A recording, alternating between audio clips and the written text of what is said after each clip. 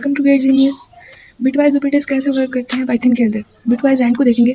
Bitwise and ये कहता है कि बिट 1 तभी आएगी, 1 आंसर तभी आएगा जब दोनों बिट्स जो है वो 1 होंगी। तो दोनों 1 होंगी तो आंसर एंड 1 आएगा। एग्जाम्पल के थ्रू देखते हैं। 3 स्टेप्स को फॉलो करना है, 3 स्टेप्स को फॉलो करोगे सिंपल आंसर आ जाना है। पहले क्या कहते हैं, दोनों नंबर को कन्वर्ट कर देना है बाइनरी फॉर्म में, 0 1 की फॉर्म में। फिर आपका जो भी ऑपरेटर है ना, एंड है और है, जो भी ऑपरेटर है, बिटवाइज ऑपरेटर की वर्किंग करनी है।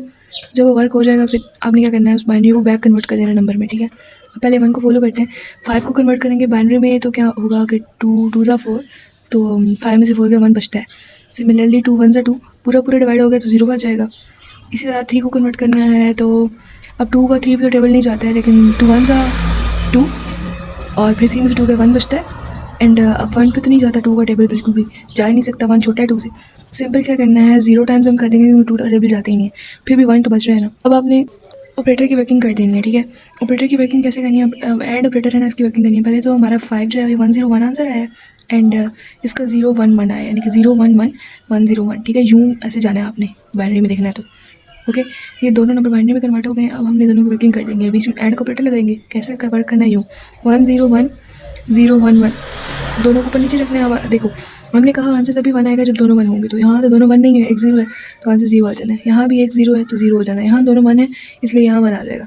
लेकिन इसका मतलब हमारा स्टेप नंबर 2 यहाँ तक हो। जब कन्वर्ट कर रहे हो ना, 3 चीज़ें ध्यान में रख लेनी है। ठीक है, एक तो पहली बात हमने राइट से देखना है अपने नंबर को। ठीक है, जो नंबर आपका आंसर आया 1 से, मैंने 1 0 0 उसको पढ़ना है, 0 0 1 नहीं पढ़ना। ठीक है, अब मैंने 1 से देखा, पहले मैं 1 लिख लूँगी, फिर मैंने 0 0 लिख लिया, फिर 0 लिख लिया। ठीक है, पहली चीज़ तो ये होगी। दूसरी चीज़ आपने क्या कर देना है, इन तीनों को मल्टीप्लाई करवा देना है। किससे करवाना है, तीसरी चीज़ देख लो, क्या 2 2 2 से मल्टीप्लाई करवाना है। खाली 2 से नहीं करवाना, इनकी पावर्स भी होती हैं। पहले नंबर 2 की पावर 0, 2 की पावर 1, 2 की पावर 2। ठीक है, ये एक प्रोसेस याद रखोगे ना, यहाँ कोई भी नंबर आ जाए आपको कोई फ़र्क नहीं पड़ता, आपको जो भी आंसर आया नो मैटर। ठीक है, बस आपने ये याद रखना है कि जब भी बाइनरी को बैक कन्वर्ट करना है ना, इन चीज़ों से मल्टीप्लाई करवा देना है। अब 1 को मल्टीप्लाई करवाएंगे तो 2 की पावर 0 1, और 1 मल्टीप्लाई बाई 1 तो 1 आ जाएगा। 0 को जिससे भी करवाओ 0 ही आ जाता है, 0 को मल्टीप्लाई 0 फिर 0 ही आ जाएगा। अब जो तीनों नंबर्स आपके आंसर में आए ना, इन तीनों को आपने क्या कर देना है, आपस में ऐड कर देना है। तो आपस में ऐड करोगे तो आपका नंबर आ जाएगा, आंसर आ जाएगा 1। यानी कि हम स्टेप नंबर 3 में जब हमने बाइनरी को बैक कन्वर्ट किया तो आपका आंसर आ जाएगा 1।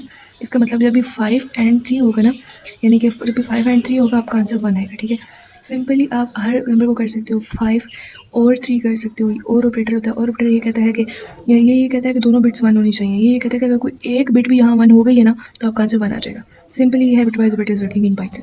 Thank you so much for listening.